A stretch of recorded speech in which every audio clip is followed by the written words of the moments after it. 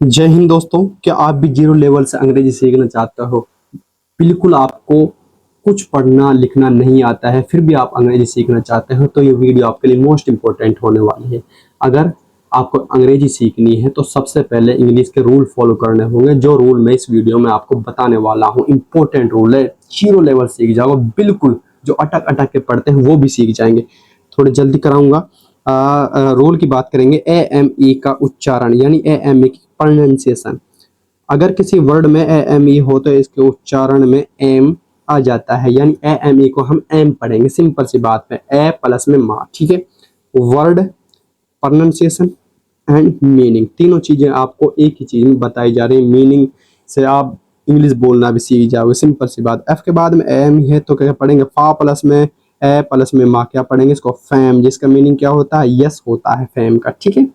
Next आपका TAME, टेम। टेम का क्या हो जाएगा? पालतू हो जाएगा। समझ लेना अच्छे से। GAME, गेम का क्या हो जाएगा? आपका खेल हो जाएगा। LAME क्या हो जाएगा? आपका लैम हो जाएगा, जिसका मीनिंग क्या होता है? झूठा होता है।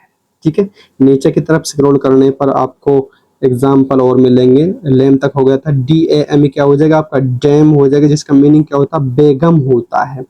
सीख रहे हो ना, अच्छी अच्छी चीजें सीख रहे हो आप। BLAM क्या हो जाएगा? ब्लेम हो जाएगा, जिसका मीनिंग क्या होता है? दोष हो जाता है। ऐसे ही SHAME क्या हो जाएगा? आपका सेम हो जाएगा, जिसका मीनिंग क्या होता है? शर्म होता है, कि मुझे सेम आ रही है, मुझे शर्म आ रही है। सीख रहे हो ना, काफी अच्छी चीज है, बहुत अच्छी चीज आपको सीखने को मिल जाएगी। प्रोनाउंसिएशन से आपको इंग्लिश पढ़ना भी आने लगेगा। नेक्स्ट रूल की तरफ स्क्रॉल करने पर हमको दिख जाएगा आपका ये रूल। AMP का उच्चारण आप पढ़ेंगे। AMP का प्रोनाउंसिएशन।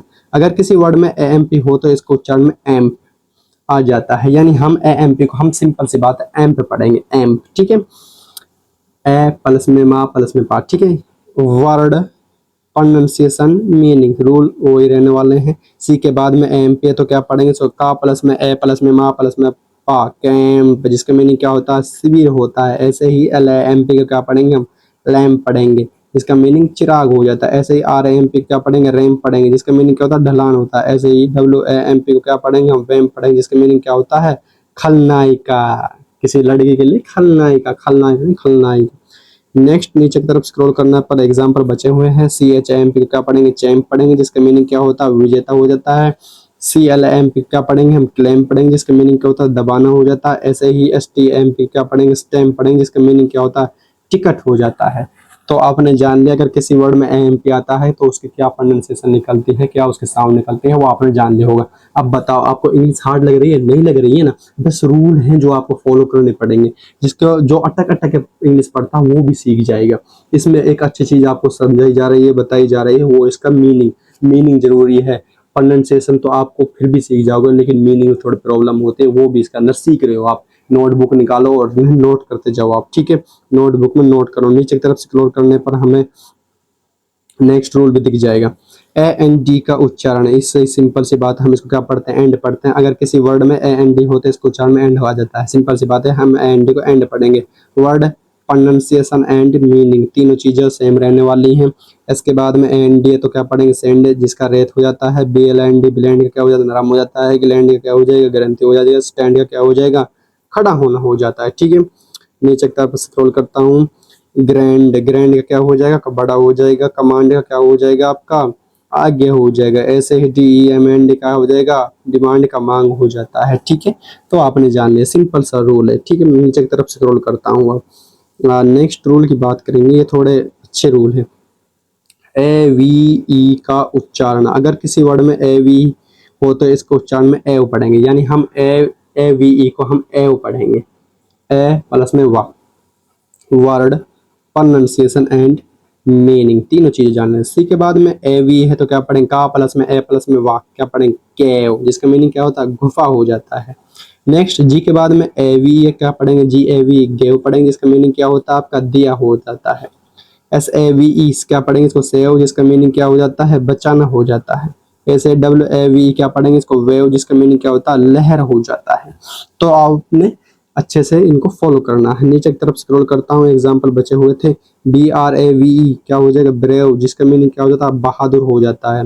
CRAV क्या हो जाएगा? क्रेव, जिसका मीनिंग क्या होता है? तरसना हो जाता है। SHAV क्या हो जाएगा? सेव, जिसका मीनिंग क्या हो जाता है? हजामत हो जाता है। ठीक है।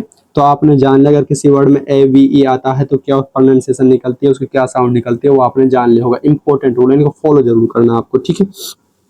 नेक्स्ट रूल की तरफ स्क्रॉल करता हूँ।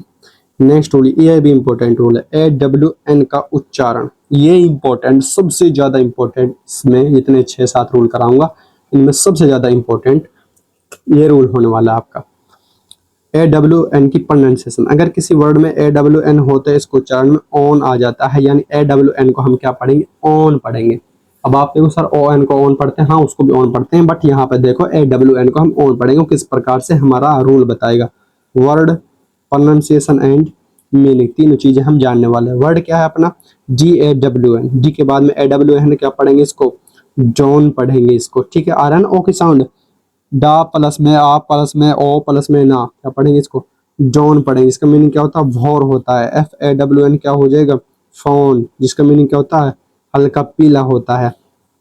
LAWN क्या हो जाएगा, लॉन, जिसका मीनिंग क्या होता है, घास का मैदान। SAPAWN पौन क्या हो जाएगा, प्यादा हो जाएगा, ठीक है।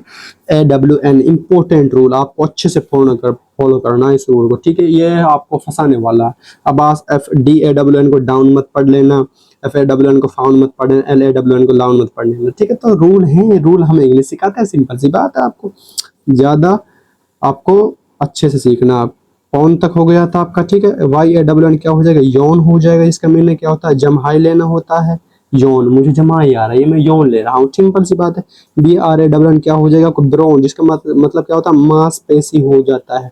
PRAWN प्रॉन का क्या हो जाएगा, झींगा हो जाएगा।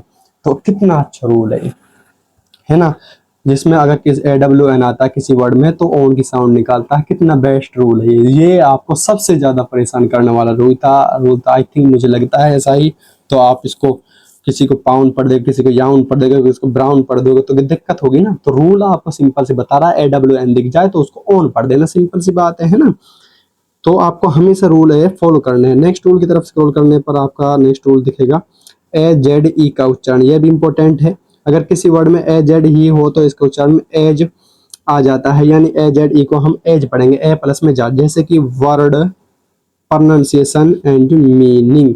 जैसे कि डी के बाद में AZE क्या पढ़ेंगे, इससे डेज पढ़ेंगे, इसका मीनिंग क्या होता है, तिल मिलाना हो जाता है। ऐसे ही GAZE क्या पढ़ेंगे, हम गेज पढ़ेंगे, जिसका मीनिंग क्या होता है, निगाही होता है।